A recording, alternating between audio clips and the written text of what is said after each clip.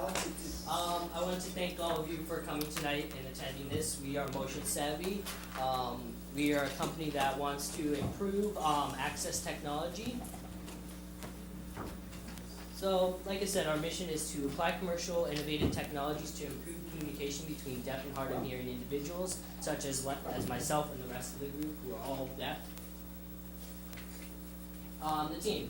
So we have Ryan, who is our new media design major, Jordan Stemper, who's our industrial design, me, I'm the computer engineering, technology, and programming, Wade Keller, who's mechanical engineering, and then we have Michelle, who is our finance.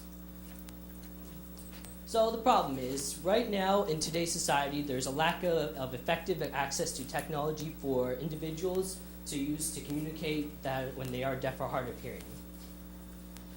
So our solution is we are using and utilizing new and improvements to motion sensing technology, in particular the LEAP, to create a system of sign to text and speak communication systems. So our enabling technology is the LEAP, which is right here. It's a USB powered device, and it enables us to basically detect various motions in a 3D space that it generates. And we will use this technology to create a program that will allow for word recognition and actual sign language recognition. And we are calling that our sign language database. So what kind of value are you bringing? Well, we're taking a look at 4 main topics. First, we're going to look at improved accessibility for individuals. This is deaf and hard of hearing people who actually go to businesses, retail stores, and have conversations on a day-to-day basis. Also, we're offering translation comfort for these individuals, so they're actually going to be using technology that's actually going to be fun to use. Also, learning tools for educational institutes to provide the education of American Sign Language, and also improve performance for businesses.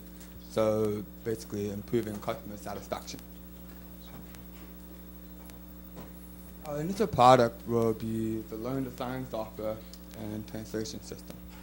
Our Learn to Sign software will be our proof of concept stage, which will actually be devices for educational institute and individual to want to learn American Sign Language. This will be our first initial product, and we will sell that for about $4.99 on the Leap Motion Aerospace, which is actually the Leap Motion Apple App Store. So pretty much the same concept. And then we will lead into translation system. These will be devices that will provide sign language translation for deaf individuals who want better accessibility in locations where communication barriers are present. And that would be, go back to that real quick. Sorry, the translation system will be offered for about $450 and then $3,000 service fee throughout the year per device. Now we're going to have a short demo, and I'm going to hand off the microphone to Alex. Yeah, so we have a demo. The first is basically what the actual device actually physically sees. When you wave your hand, it actually generates a representation of what your hand actually looks like to the Leap motion controller. So if you close your fingers, it closes them, and it basically shows what the actual device detects. So as you can see, it's pretty accurate. So we wrote the software in a demo. We're going to spell Motion Savvy so that we can actually sign. Demo, please.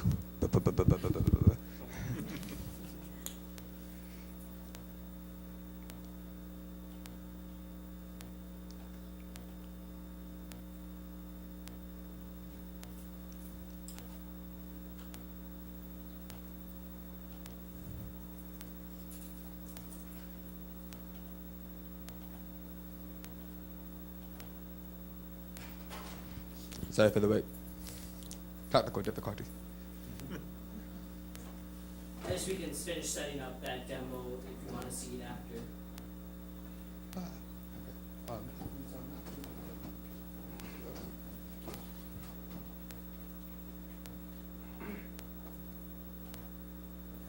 I guess it just connected.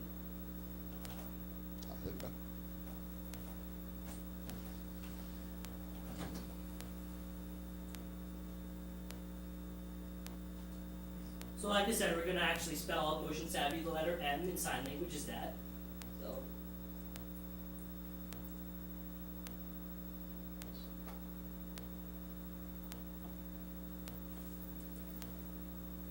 It's kind of hard doing this when you're not looking at the actual device. I'm signing letter B. And I'm signing letter Y. So it gives you user feedback in the right hand corner. You can see I actually signed the letter at Y. So it's pretty responsive, and part of the continued process is actually developing that so that it's more capable in terms of other people. Because right now it's matched to me, and I've been working on it so long that it recognizes only me at this point with a fairly accurate results. Can I ask a question? Do you have a database of characters in a system, and your motions are being understood and mapped to those characters? Or are you drawing a character in free space which is translating Essentially, on the fly? I wrote the software so that it basically represents hand shapes. So when you make a certain shape, it'll actually match that to what I created as the alphabet. Got it. and So sign the it. alphabet is stored. Yeah, basically. Fine, thank you. This is essentially a field, electronic field. That if we put a volume in the field, the percentage of it, and how the handshake is done. Does it recognize words as well, or just letter by letter? Words only right now, but letters only right now, but words and full sign. Yeah, we decided to do something as simple as the alphabet as a proof of concept, because I understand that this idea is kind of revolutionary, and if I just explain it to you, you won't really understand what it's all about.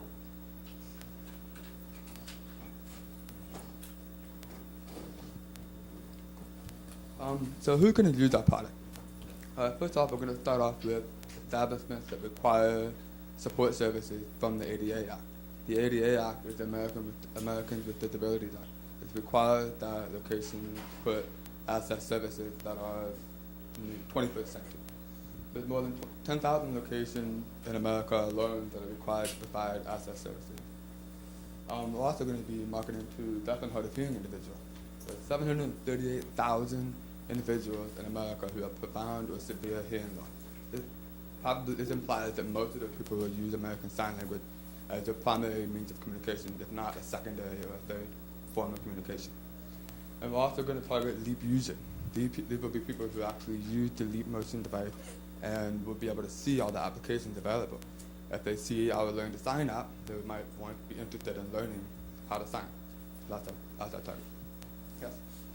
So I understand the Leap Motion is not your product, it's a third party. Yes. What is the original application for Leap Motion?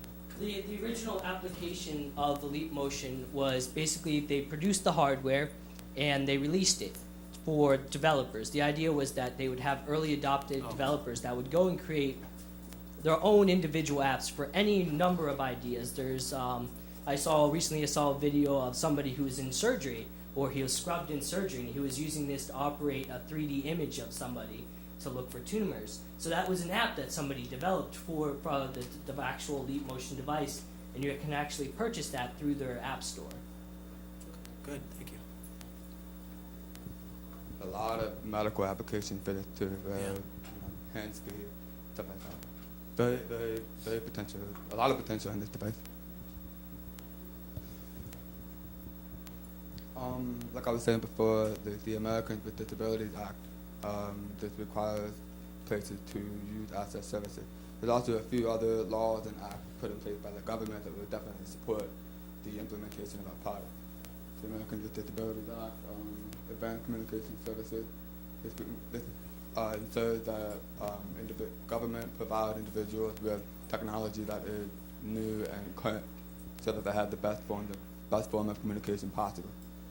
We also have the Air Carrier Access Act, which requires airports to have pretty much the same concept. It requires airports to have technology that is current, modern, and efficient. We're focusing on two different business models. First, we're going to be focusing on business to consumer. Now, ASL is the fourth most used language in the United States. And we've done some marketing surveys and leap motion controller awareness, as well as focus groups to determine how many people would actually be interested in buying this and who would use it. Now, I want to point out that the self-education is a very rough guess based on social media surveys that were distributed throughout the team member home state. So we got 26% from that expressed extreme interest in learning American Sign Language and would use this product. The others are just results from various surveys and data out there currently today. We've also been working on a business-to-business model. We've been talking to places like Rochester Airport, Wegmans, Leap Motion, and Rochester General Hospital. The other day, we had a very productive meeting with Rochester Airport, and they expressed extreme interest in supporting us and working with us as well. We've also had very close contact with Wegmans, and they've expressed extreme interest as well too. The Leap Motion controller, the people who actually make this, also know about our product, and they are interested in helping us further down the road. We wanted to make a short business model for you guys to give you guys an example of how this device would actually be used. So, in an airport like Rochester, fairly small, but it has many different locations where this device could potentially be implemented, where communication barriers are present. Now, we've come up with about 51 devices for Rochester Airport alone, and this is a pretty small airport compared to other places like all these places. So we estimate about $500 charged up front and then $3,000 service fee per year. And we plan to expand our reach from Rochester out west, I mean.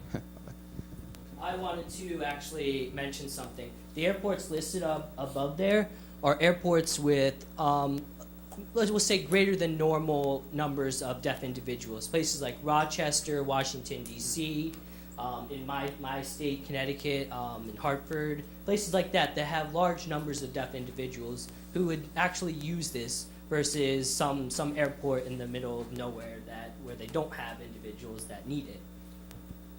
I'm not sure I can understand how the airport application translates to the use grid that you had one slide before. Is it self-education, or sounds to me like it's something, it's an additional application that's not in Yeah, your... actually, we will talk about that more as we progress into the Okay, thank you. presentation. On this particular slide, though, one thing that was not clear to me was why would the Rochester Airport need 51 devices? These are actually potential locations in the airport itself. Mostly, we're going to have 10 mobile locations for sure. What does that And then at mean? least What do one- you mean by mobile location? Movable. Oh, We're going to do the airport. okay. And then some of them will be at specific terminals. So I actually I want see. to greater explain that. In our communications with the head of the airport, he said that a solution where deaf individuals who are at a gate where they miss the actual pages, like they're boarding now, Right. and be able to actually, when they pick up the phone, actually be able to use our device to translate it and display it on the actual displays around them so that they don't miss that.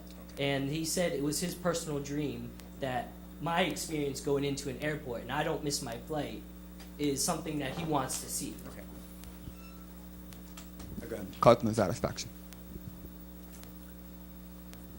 There's a couple of competitive matrices we wanted to make here to show, because we're going to be doing like business to consumer and business to business as well. Business to consumer, that would be education. So this would be places like American Sign Language interpreting and education, people who are interested in self-educators, and people who want to be a sign language interpreter, going to classes. And also, we have business. There's a few other products out there that do essentially the same thing, but with less comfort. Such as UV Duo, Silencing VRS, and Purple VRI. These are basically just translation devices, but they require outside interpreting. So there's a third party present. So what our product would do is eliminate a third party and make it a direct face-to-face conversation.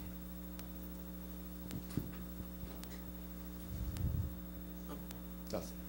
Just explain, please, for me, the American Sign Language interpreter, that second column, is that a person you're talking about, or a company? People The who are second interested column. in teaching themselves.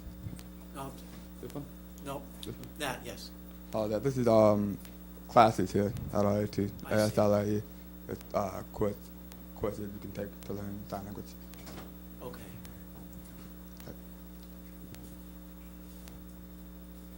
Now back to your point before. Because our product, our software, has a lot of potential. So we have a lot of things we want to apply it to.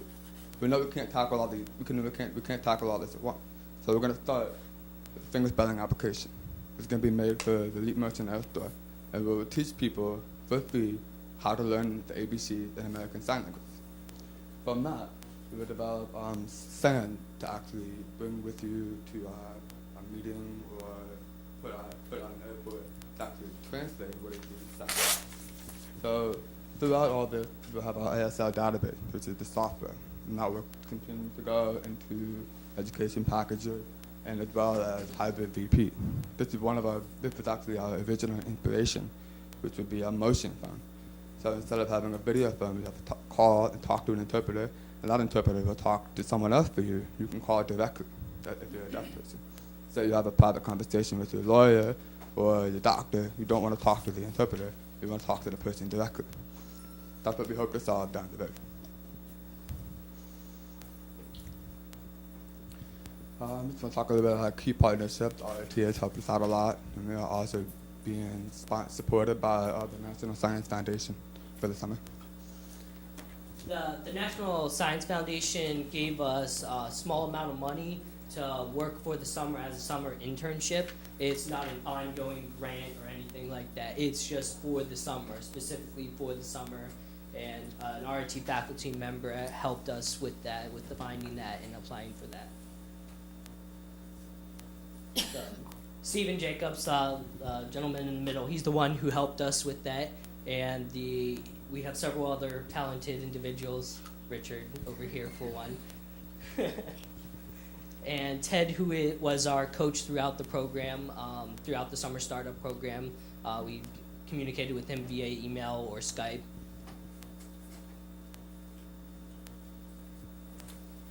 I'll talk a little bit about the path to success. How do we get to success? But we put it in a step form so it's kind of easy to understand. First off, we need to start with financial support, obviously. We need money to get the ball going. Once we do that, we will have legal protection, protect our IP rights, to make sure that nobody else can steal them. From that, we move to software development and product development. Then we will go into distribution, raise brand awareness, and by that time, hopefully, we will be successful enough to have a sustainable business. Now, the reason we're all here, to ask.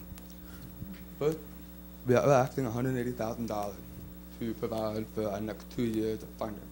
These are a few the key things that we need the money for. We need money for equipment, for a team of software developers to actually come and work with Alex to develop this sign language database. That'll be a very time-consuming project and will take a lot of know-how and expensive equipment as well. We need to market our idea. We need to raise awareness. We have to do manufacturing of all of our savvy standards to actually contain the Leap Motion. This is a prototype right now, but we'll make it look better. And also, we need to cover for the developer team salary and make sure that everyone has a roof over their head as well. And also provide for all of our legal support and intellectual property protection. Thank you. Any questions?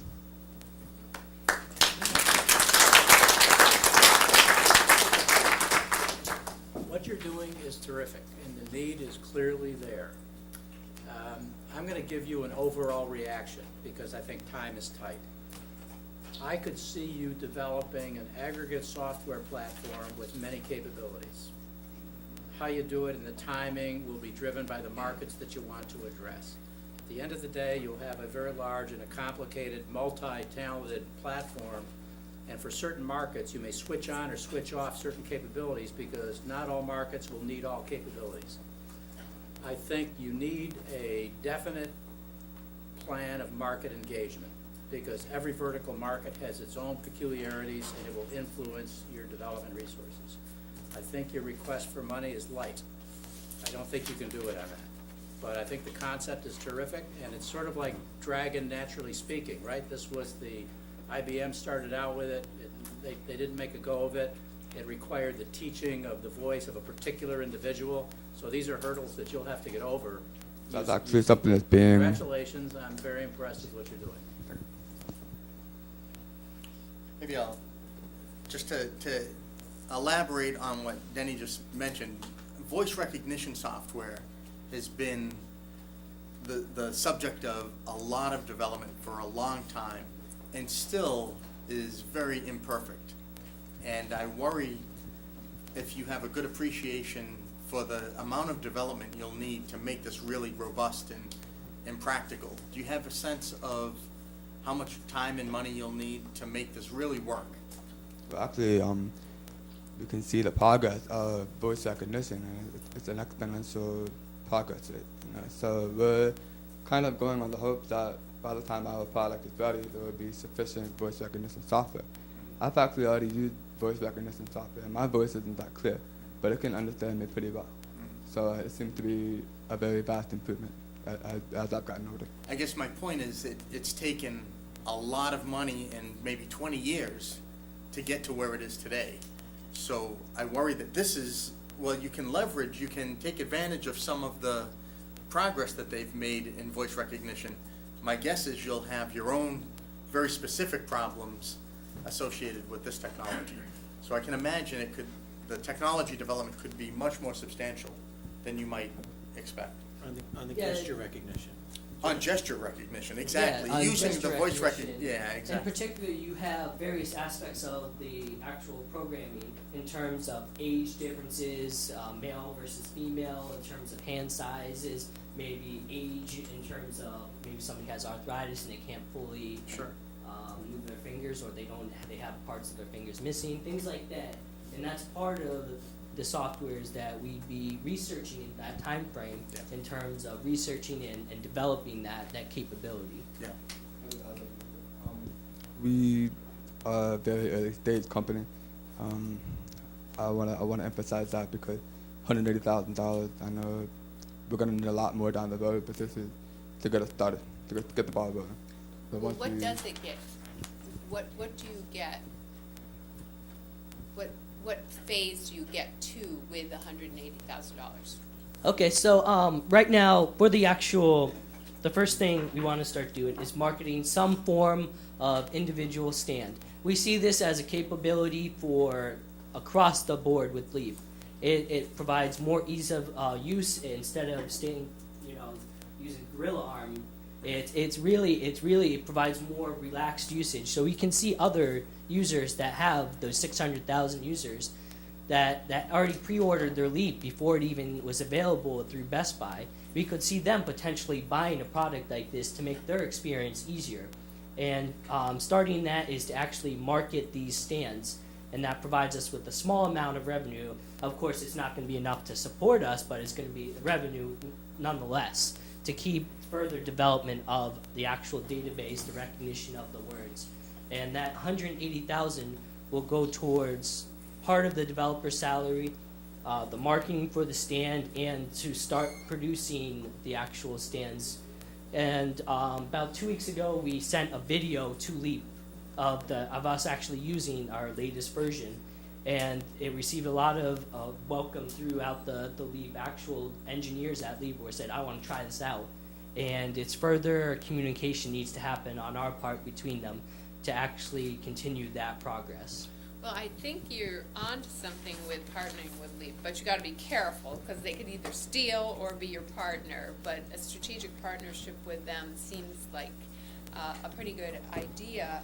I'm worried as to, you were describing that it's really geared towards your hands, and I was trying to figure out how far away you had to stand and how likely you can take it from the actual letters to, working quickly with as the rest of the interpreters are working and being able to read that.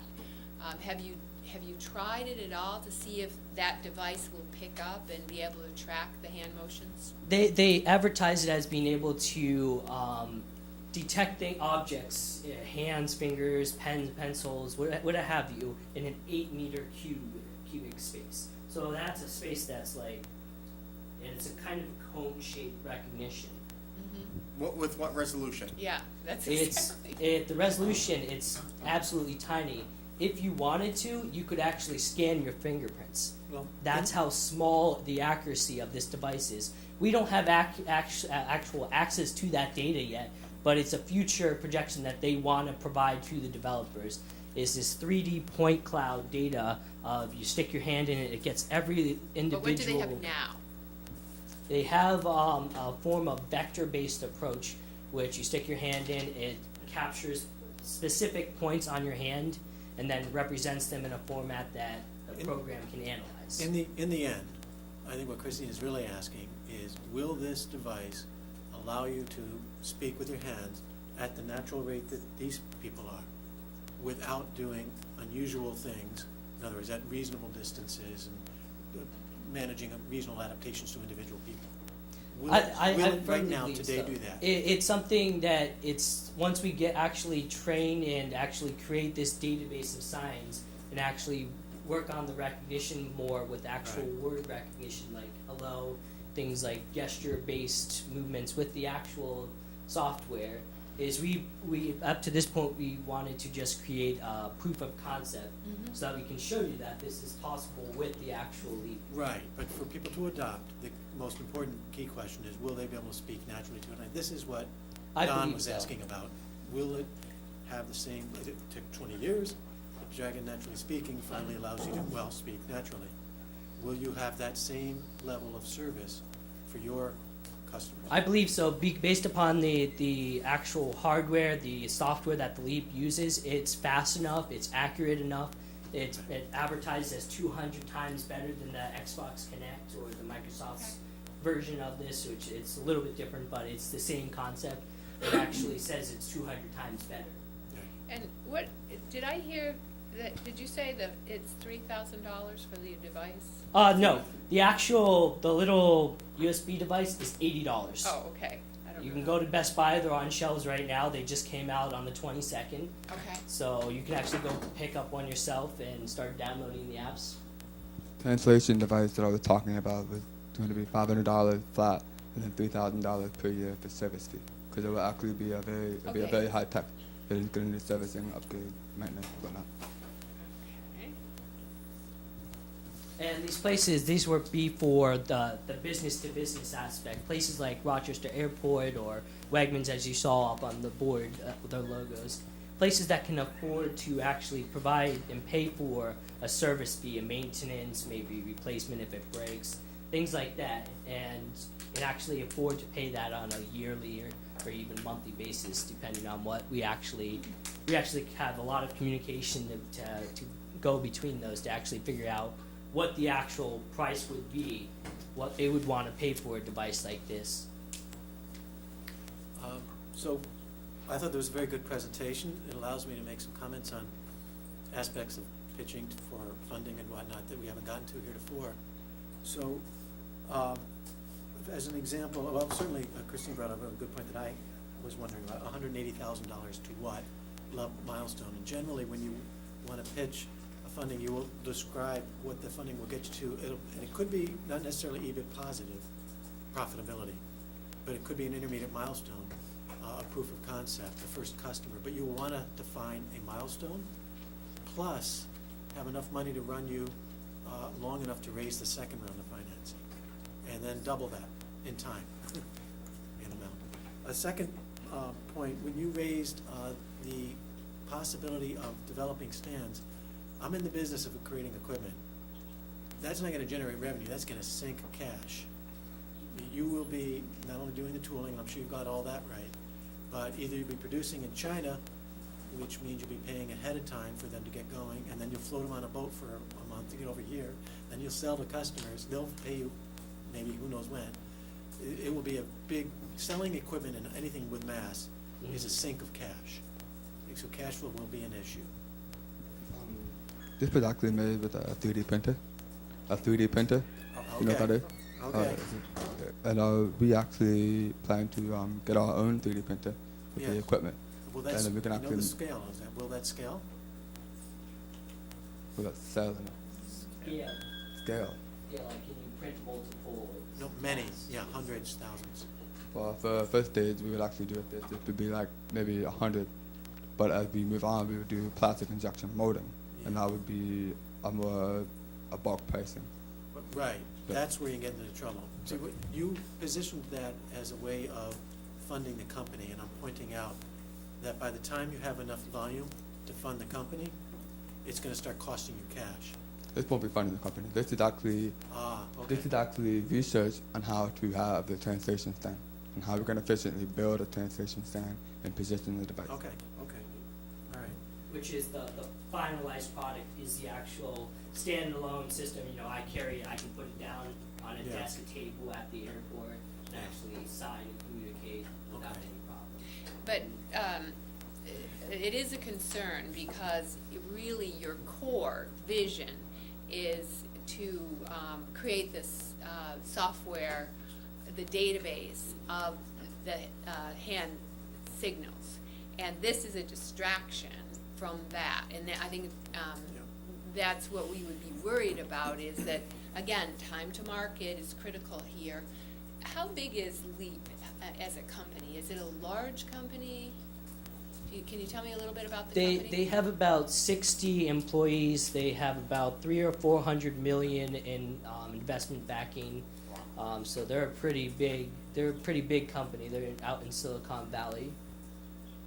So one thing you might do is you might cut a deal in advance with them to license the design of this stand and let them build it, and gives you a little revenue stream that helps support your development going forward, but doesn't distract you. That's just a thought. And that's part of it was actually reaching out to Leap. We know the number one employee who was first hired at Leap is an RIT alumni or Great. an RIT worked with RIT faculty before, and we've been nice enough to actually get connected with her, and actually she'd know who we need to actually connect with next, and that's the next step with that contact with Leap. You know, you've heard from several of the panel, the risks of getting into the software, of the hardware business, excuse me, and be mindful of that. If you want to work with Leap as a partner, and they can develop a version of their controller that optimizes it for your application, and you can get exclusive access to that, that would be a valid partnership. If they can't do anything, and you can buy from them over the counter just like anybody else, you're probably smarter. Try to avoid the hardware business unless a partnership is strategic to your, to the software side and the functionality of your offering.